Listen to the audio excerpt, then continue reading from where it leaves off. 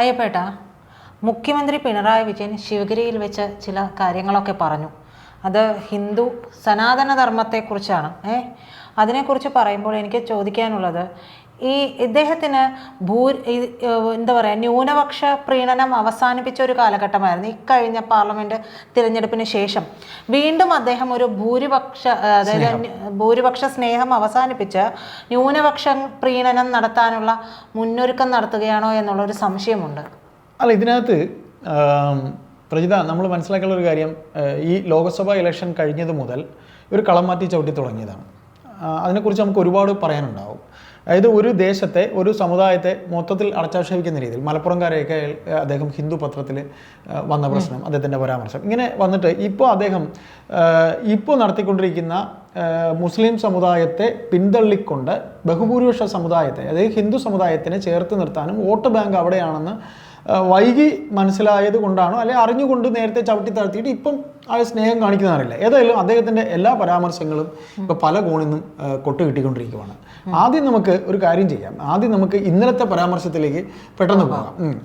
ഇന്നലെ അദ്ദേഹം ഗുരുദേവനെ ഒരു ചില്ലുകൂട്ടിനകത്താക്കി ഒരു സമുദായത്തിൻ്റെ നേതാവാക്കരുതെന്ന്, ക്ഷേത്രത്തിലെ ആചാരങ്ങളും അനുഷ്ഠാനങ്ങളും ഒക്കെ മാറേണ്ട സമയം കഴിഞ്ഞു എന്ന് പറഞ്ഞപ്പോൾ അതിനെ ഇവിടുത്തെ ഹിന്ദു മത ഐക്യവേദിയിലെ ആൾക്കാരും അല്ലാത്തവരും ഒക്കെ കയറി ഏറ്റുപിടിച്ചിട്ടുണ്ട്. അതായത് ഈ ഷർട്ട് ധരിച്ചുകൊണ്ട് ആണുങ്ങൾ അമ്പലത്തിൽ കയറുന്നതിനാണ് അദ്ദേഹം ഉദ്ദേശിച്ചത്. അപ്പോൾ ഇന്ന് മന്നത്ത് നമ്മുടെ സുകുമാരൻ നായർ അതിനെതിരെ പ്രതികരിച്ചിട്ടുണ്ട്. സുകുമാരൻ നായർ പ്രതികരിച്ചത്, പിണറായി വിജയൻ ഇത്തരം കാര്യങ്ങളൊന്നും കയറി ഇടപെടണ്ട, അത് ഹിന്ദു മത സംഘടനയുടെ കാര്യമാണ്, അത് അവർക്കറിയാം ചെയ്യാനായിട്ട് എന്ന് അദ്ദേഹം കയറി പറഞ്ഞിട്ടുണ്ട്. എന്തായാലും പറഞ്ഞതിലൊരു സത്യമില്ല. തീർച്ചയായിട്ടും. കാര്യം പിണറായി ഈ പറയുന്ന ഗുരുദേവന്റെ ആദർശങ്ങളെ അദ്ദേഹത്തിന് പറയാം. ഗുരുദേവന്റെ ആദർശങ്ങളെ, ഒരു ജാതി, ഒരു മതം, ഒരു ദൈവം, അങ്ങനെയുള്ള കാര്യങ്ങളൊക്കെ പറയാം.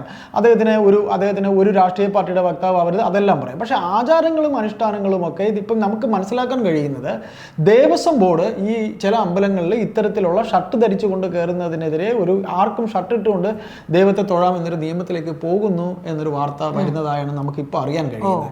അതിന് മുന്നോടിയായിട്ട് എങ്ങനെയാണ് ജനങ്ങളുടെ പ്രതികരണം എന്നറിയാൻ പിണറായി ഒരു മുഴം നീട്ടി എറിഞ്ഞതാണ്. അങ്ങനെ നീട്ടി എറിഞ്ഞപ്പോഴത്തേക്കും പല കോണുകളിൽ നിന്നും അതിൻ്റെ എതിർപ്പ് വന്നിട്ടുണ്ട്. ആ എതിർപ്പ് വന്നതിന്റെ ഫലമായി ഈ പിണറായിയെ അനുകൂലിച്ചുകൊണ്ട് ശിവഗിരിയിലെ ഒരു സ്വാമി, സച്ചിദാനന്ദ സ്വാമി കൂടെ പറഞ്ഞിട്ടുണ്ട്. അത് അദ്ദേഹം പിണറായിക്ക് വേണ്ടി പറഞ്ഞതാണ് എന്ന് ഭംഗ്യന്തരേണ നമുക്ക് മനസ്സിലാക്കാം.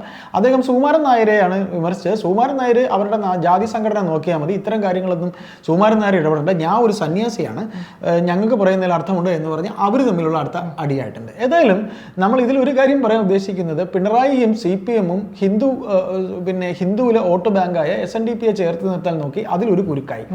ഇന്ന് മറ്റൊരു കുരുക്ക് വന്നിട്ടുള്ളത്, താനൂര് പാർട്ടിയുടെ മലപ്പുറത്തെ ജില്ലാ സമ്മേളനം നടക്കുന്നു.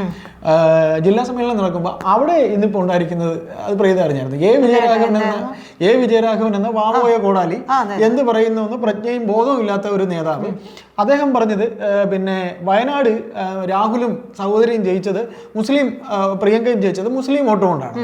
അങ്ങനെ ഒരു മണ്ടത്തരം പറഞ്ഞു കഴിഞ്ഞിട്ട് ഇന്നലെ അദ്ദേഹം സംസാരിച്ചു കഴിഞ്ഞു.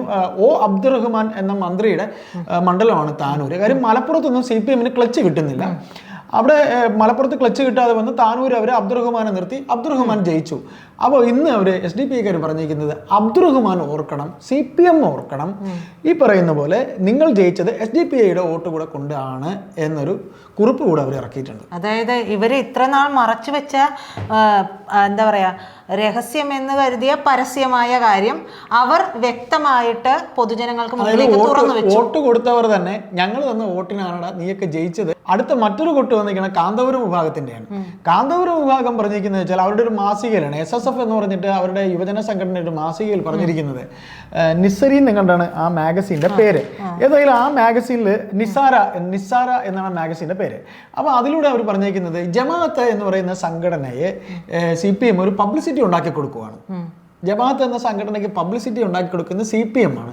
CPM പബ്ലിസിറ്റി പണി ഏറ്റെടുത്തിരിക്കുന്നു എന്നാണ് പറഞ്ഞത്. ജമാഅത്തിനെ പറ്റിയിട്ടാണ് കഴിഞ്ഞിടക്ക് P. മോഹനൻ മാസ്റ്റർ മെക്സവന്റെ കാര്യത്തിൽ പറഞ്ഞത്. പിന്നീട് ഉടനടി പിൻവലിക്കുന്നുണ്ട്. മാറ്റി. അതായത് ലീഗിനെയും ജമാഅത്തിനെയും, ലീഗ് എന്ന് പറയുമ്പോൾ എന്തായാലും അവർ ഒരു മതസംഘടന അല്ല എന്ന് ഒരു 100 തവണ പറയുന്നുണ്ട്. അവരിപ്പം UDF-ന്റെ കൂടെ നിൽക്കുന്നതാണ്. അപ്പോൾ എന്തായാലും ലീഗിനെയൊക്കെ എടുത്തിട്ട് അലക്കിക്കൊണ്ടിരുന്നെങ്കിൽ, അതിപ്പോൾ പറയുന്നത് ജമാഅത്തിനെ, കാന്തപുരംകാർ പറയുന്നത് ജമാഅത്തിനെ CPM അറിഞ്ഞോ അറിയാതെയോ ജമാഅത്തിനൊരു പബ്ലിസിറ്റി CPM ഉണ്ടാക്കി കൊടുക്കുകയാണ്. ഏതായാലും പിണറായിയും CPM ഇത്തരത്തിൽ ന്യൂനപക്ഷത്തെ വിട്ട് ഭൂരിപക്ഷത്തിൻ്റെ പിറകെ പോയപ്പോൾ ഞങ്ങൾ തന്ന വോട്ടിന് നീയൊക്കെ ജയിച്ചിട്ട് ഞങ്ങൾ മറക്കരുതെന്ന് പറഞ്ഞു.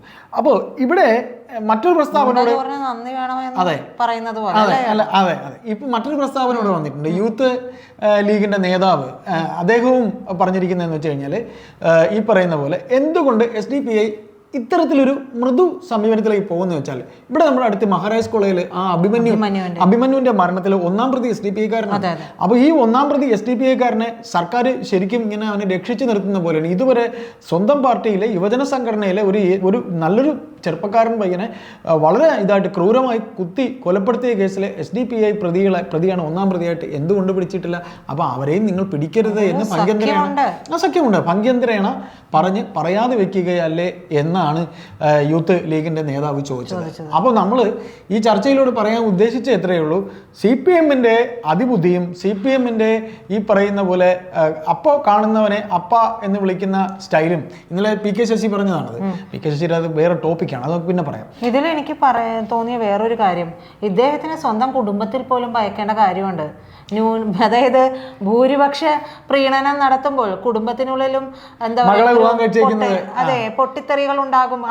കാരണം ആ ഒരു വിഭാഗത്തിൽ നിന്നാണ് വിവാഹം കഴിയുക. അതിലൊന്നും നമുക്ക് ഇടപെടാനുള്ള അവകാശമൊന്നുമില്ല. പക്ഷേ അത്തരത്തിൽ അദ്ദേഹം എന്തിനായിരുന്നു ആ ഒരു സഖ്യം ഉണ്ടാക്കിയത് എന്ന് പോലും ചിന്തിക്കേണ്ട വിഷയമാണ്. കാരണം ഇത് മുഖ്യമന്ത്രി പിണറായി വിജയന്റെ വിഷയമായതുകൊണ്ടാണ്, അദ്ദേഹത്തിന്റെ ഒരു നീക്കമായതുകൊണ്ട് മാത്രം ഇതുകൂടി നമ്മൾ ആ ഒരു തരത്തിൽ പറയുന്ന ആ പോയിന്റ് ശരിയാണ്. കാര്യം എന്ന് വെച്ചാൽ ഇയാൾ എന്ന് റിയാസിന് തൻ്റെ മകളെ വിവാഹം കഴിച്ചു കൊടുത്തോ, ഇപ്പോൾ അവർ കല്യാണം കഴിഞ്ഞിട്ട് 2 കൊല്ലോ 3 കൊല്ലോ എത്രയൊക്കെ ആകുന്നതാണ്. ആ ഒരു സമയത്ത് മുതൽ അദ്ദേഹത്തിന് അങ്ങൊരു ഭയങ്കര പ്രേമം ന്യൂനപക്ഷത്തോടെ ഉണ്ടായിരുന്നു. അന്ന് ഈ തലവഴി അവരുടെ അത് പുതപ്പിച്ച് അവർ നടക്കുന്ന സ്ത്രീകളുടെ ഒരു മുഖം മറച്ച് നടക്കുന്ന സ്ത്രീകളുടെ അതിനെന്താ പറയുക പർദ്ദ ധരിച്ച് നടക്കുന്ന അതിനെ വിമർശിച്ചപ്പോൾ അന്ന് നമ്മുടെ ചർച്ചകളിലൊക്കെ പങ്കെടുക്കാൻ വരുന്ന ഒരു CPM വക്താവുണ്ട്, അതിന്റെ പേര് ഞാൻ പെട്ടെന്ന് മറന്നുപോയത്. അദ്ദേഹം സംസാരിച്ചപ്പോൾ അതിനെ ഈ ഗോവിന്ദനെ എതിർത്തു. അതായത് മുസ്ലിം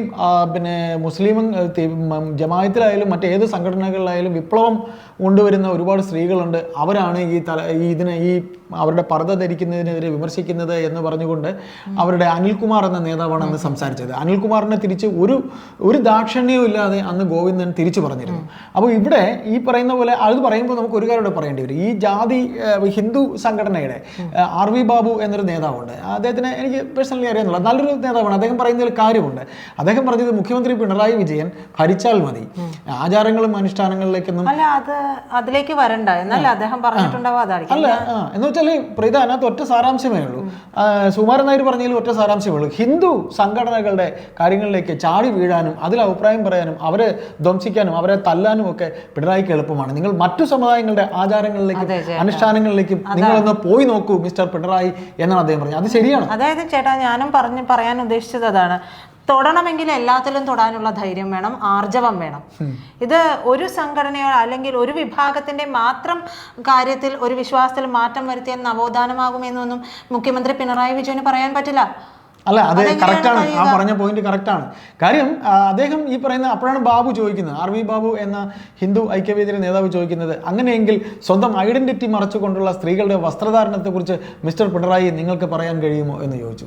പല കാര്യങ്ങളും ഉണ്ട്, എല്ലാ മതങ്ങളിലും ചിലപ്പോൾ നമുക്ക് മാറ്റേണ്ടതെന്ന് തോന്നുന്ന കാര്യങ്ങളുണ്ടാകാം. അത് എല്ലാ മതങ്ങളിലും ഉണ്ടാകും. കാരണം കാലങ്ങൾ പോകും തോറും ചിലതൊക്കെ മാറ്റപ്പെടേണ്ടതുണ്ട് എന്ന് നമുക്ക് തോന്നാം. പക്ഷേ അങ്ങനെ ഉണ്ടെങ്കിൽ അത് ചെയ്യാൻ ഇറങ്ങുന്ന ആളുകൾ എല്ലാത്തിലും തൊടണം. അതിന് യോഗ്യത കൂടെ ഉണ്ടായിരിക്കും. അതെ, അതിന് യോഗ്യതയും ഉണ്ടാവും. അല്ലാതെ സഖ്യം നേടി വോട്ട് ബാങ്ക് മാത്രം ലക്ഷ്യമിട്ട് അതിനു വേണ്ടി ഇറങ്ങിത്തിരിക്കരുത്. തീർച്ചയായിട്ടും. അപ്പോൾ നമ്മൾ ഈ ചർച്ചയിൽ നമ്മൾ ഇതിങ്ങനെ പറഞ്ഞ് കൺക്ലൂഡ് ചെയ്യാം. അതായത് ആകെ മൊത്തത്തിൽ തൊടുന്നതെല്ലാം പ്രശ്നമെന്ന രീതിയിലേക്ക് CPM-ഉം പിണറായി വിജയനും അവരുടെ സംഘടനയും ചെല്ലുന്ന തരത്തിലേക്ക് പോയിരിക്കുന്നു. കാര്യം ഹിന്ദുക്കളെ കെട്ടിപ്പിടിച്ച് ഒരു സമയത്ത് ഗുരുദേവന്റെ സിമന്റ് സ്വാമി എന്ന് പറഞ്ഞവരാണ്, ഗുരുദേവന്റെ പ്രതിമയെ സിമന്റ് സ്വാമി എന്ന് പറഞ്ഞവരാണ് CPM-കാർ. അപ്പോൾ വോട്ട് കിട്ടാൻ SNDP-കാരൻ വേണം, വോട്ട് കിട്ടാൻ ലീഗുകാരൻ വേണം. വോട്ടിന് വേണ്ടി ഏതറ്റം വരെയും ഏത് തറപ്പണിക്കും പോകും ഇവർ എന്നുള്ളതിൻ്റെ ഉദാഹരണമാണ്. അതായത് ഭൂരിപക്ഷ സമുദായത്തെ സ്നേഹിക്കാൻ ചെന്ന് ആചാരവും അനുഷ്ഠാനവും പഠിപ്പിക്കാൻ ഇറങ്ങി, അതിന് പൊട്ടുകിട്ടി. SDPI-യെയും മുസ്ലിം സമുദായത്തെയും പറഞ്ഞു. മൊത്തത്തിൽ മുസ്ലിം സമുദായത്തെ പറഞ്ഞപ്പോൾ അവരുടെ ആൾക്കാർ ഞങ്ങളെ കൂടെ സഹായിച്ചിട്ടില്ലേ നിങ്ങൾ വന്നത് എന്ന് ചോദിച്ചാൽ അലക്കുകയുണ്ട്. അവരിങ്ങനെ നിരന്തരം അലക്കിക്കൊണ്ടിരിക്കുകയാണ്. ഹിന്ദു സംഘടനയിൽ നിന്ന് ഇപ്പം മാത്രമേ വന്നിട്ടുള്ളൂ. ഏതായാലും CPM-ന്റെ ഈ സമ്മേളന കാലത്ത് ഇനിയും ഇതിന്മേലുള്ള കൊട്ടുകൾ ഇവർ ഏറ്റുവാങ്ങേണ്ടി, അതായത് വടി കൊടുത്തിട്ട് അടി വാങ്ങുന്ന ഒരു സ്റ്റൈലിലേക്ക് പോകുമെന്ന് തന്നെ നമുക്ക് കരുതാം. അതെ.